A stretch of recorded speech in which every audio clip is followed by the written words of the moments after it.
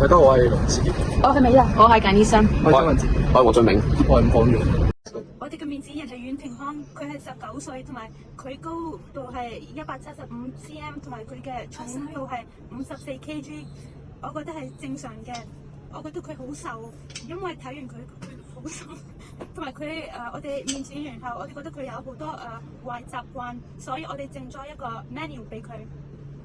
喺身體健康方面咧，受訪者日常飲食主要以快餐外賣為主，咁佢有吸煙同埋飲酒嘅習慣嘅。咁飲食習慣就唔健康啦，冇運動習慣，經常捱夜，作息就唔規律，睡眠就較差。咁喺智力健康方面啦，受訪者通常沉迷於電子遊戲，日常生活大部分時間都喺電腦熒幕前度過。咁受訪者就表示佢對其他嘅事情咧就唔感興趣，同埋佢就討厭出去旅遊。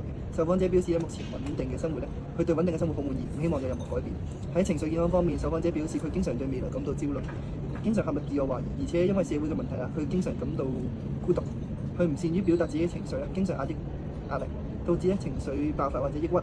佢嘅每日嘅情緒波動都好大。咁喺社交健康方面啦，受訪者沉迷於電子遊戲，導致咧佢嘅社交圈主要喺虛擬世界。佢認為呢種友情係膚淺嘅。佢喺現實世界咧係好少同人接觸同埋相互動嘅。佢認為自己嘅社交能力較差，所以就對社交感到焦慮。佢第一個唔好習慣係佢淨係中意唔中意食蔬菜同埋水果，佢淨係中意食好甜品嗰啲嘢，即係好甜同埋有好多油嗰啲嘢，嗰啲食物好唔健康，同埋食咗嗰啲食物唔健康嗰啲食物會有好多身體問題。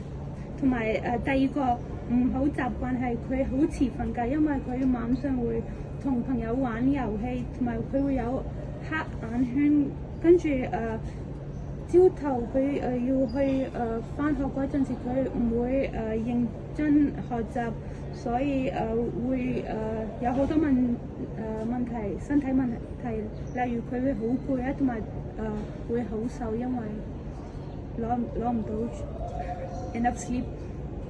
多啲。第三個壞習慣係佢會好嘈，因為佢出邊玩運動好耐，所以佢返屋企冇時間沖涼。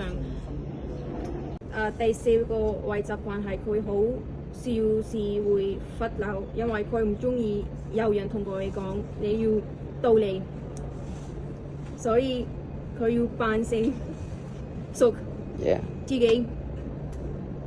Okay. 根據食物嘅金字塔，最底層嘅食物種類係食得最多，最頂層嘅油鹽糖係最少。第一，受訪者阿康成日食快餐，所以會有便秘，所以佢要食唔同嘅水果改善佢嘅便秘嘅問題。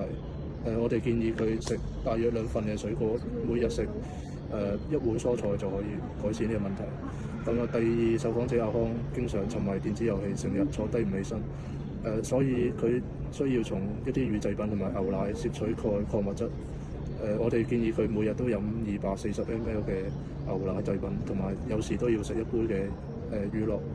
第三，受訪者阿康情緒低落。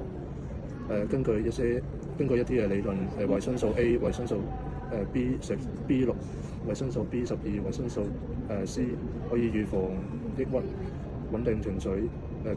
就例如每日食2條香蕉、適當嘅魚油、1條三文魚等。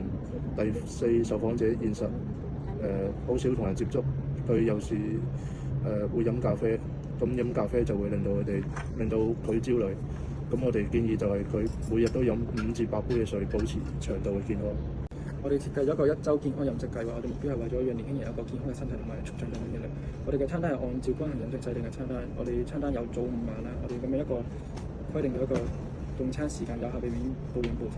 我哋每個禮拜嘅早餐都包含咗牛奶同埋穀物類，中午和夜晚都有碳水蔬果，佢哋都會補充水分，所以午晚我哋都會要求佢有湯水，而且每日要最少飲5杯水，6杯係最少嘅。最後，我哋1週嘅餐單係確保佢有足夠嘅維生素啦，同埋限制佢啲唔健康嘅食物，咁樣先可以促進佢身體。總結就係因為佢食好少食物，所以佢會好瘦，同埋佢唔準時瞓覺，會有黑眼圈，所以佢會有身體問題。